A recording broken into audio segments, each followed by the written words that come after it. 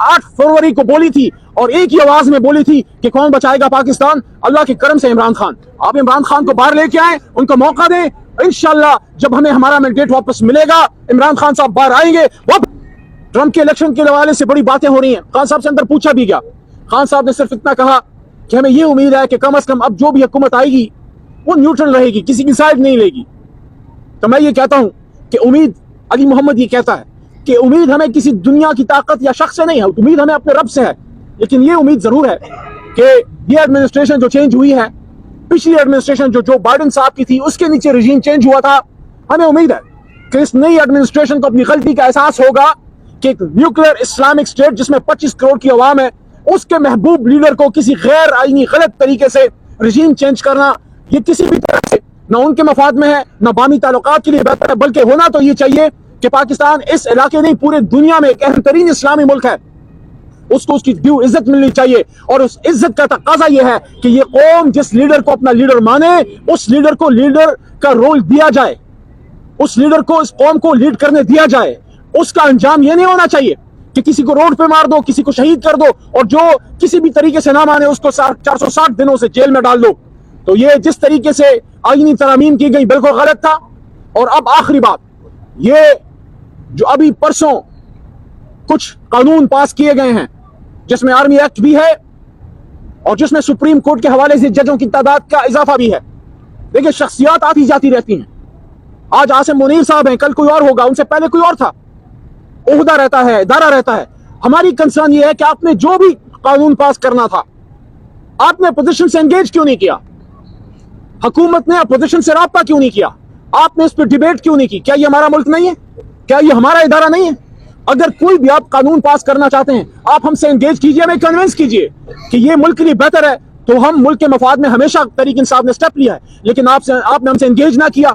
आपने कायमा कमेटी बराए कानून में या कायमा कमेटी बराए डिफेंस में या कौमी असेंबली के फ्लोर पे इस पर डिबेट नहीं की। जिसको पहले कौमी असेंबली को डिबेटिंग क्लब कहते थे, मैंने उस दिन इसका नाम बदल दिया कि डिबेटिंग क्लब की जगह अब इसको पोस्ट ऑफिस कहो, क्योंकि अब तो तकरीर भी नहीं होती, अब तो लिखा लिखाया आता है, उस पर ठप्पा मार देते हैं। बल्कि मैं कहता हूं खर्चा बचाओ, खर्चा बचाओ। सारे पार्लियामेंटेरियंस की जगह एक पोस्ट ऑफिस का क्लर्क बैठा दो ताकि जो चीज आए ठप्पा लगा के आगे फॉरवर्ड कर दे। और अगर ये पार्लियामान है तो यहाँ डिबेट होनी चाहिए।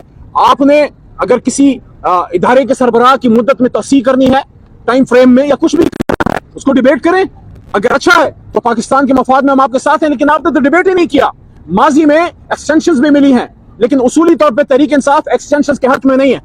हम समझते हैं कि इदारा मजबूत होना चाहिए, और जब आप एक तवील मुद्दत तक आप एक्सटेंशन देते रहते हैं तो उससे इदारा जो है उसकी स्ट्रेंथ में कमी आती है। हम अपनी इदारे की मजबूती चाहते हैं, हम शख्सियात के खिलाफ नहीं है, ना किसी के हक में ना खिलाफ है, लेकिन ये तवक्को जरूर रखते हैं कि कोई भी कानून अगर हुकूमत लाती है, चाहे कोई हुकूमत हो, आज इनकी है कल हमारी होगी इंशाल्लाह। आप पार्लियामेंट में लाइए, आप दूसरे को कन्विंस कीजिए ये हमारा मुल्क है, ये हमारा इदारा है, इसको मजबूत करेंगे, जिस चीज में बेहतरी होगी उसको करेंगे। और जो सुप्रीम कोर्ट के साथ आप कर रहे हैं, 32 जज आप ला रहे हैं, हिंदुस्तान की 1.5 अरब के करीब आबादी है, उनके 32-33 जज 25 होंगे, 30 होंगे।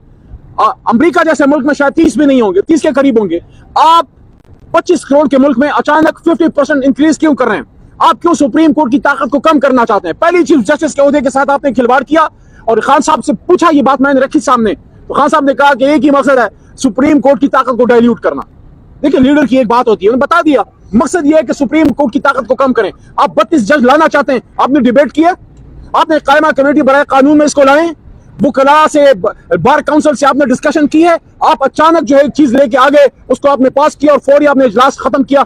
हमारा नुक्ता यह है, जो भी पास करना था, जो भी लाना था, पहले कौमी असेंबली की फ्लोर पर आए, अपोजिशन से एंगेज करें, उसके बाद हम उसको इमरान खान साहब के पास अडियाला लेके आते, और अगर वो अप्रूव करते तो हम भी आपको सपोर्ट कर देते। लेकिन आपने ऐसे किया जैसे खुदा ना खास्ता आपके पीछे को डंडा है और आप भागे जा रहे हैं। आपको क्या जल्दी है?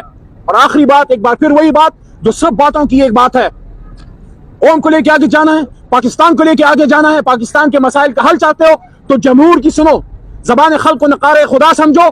ज़बान खल्क 8 फरवरी को बोली थी और एक ही आवाज में बोली थी कि कौन बचाएगा पाकिस्तान? अल्लाह के करम से इमरान खान। आप इमरान खान को बाहर लेके आए, उनको मौका दें। इंशाल्लाह जब हमें हमारा मैंडेट वापस मिलेगा, इमरान खान साहब बाहर आएंगे, वापस पाकिस्तान के वजीर आजम बनेंगे। सफर वहीं से शुरू होगा जहां से बैरूनी ईमा पे रोका गया था, रजीम चेंज की गई थी।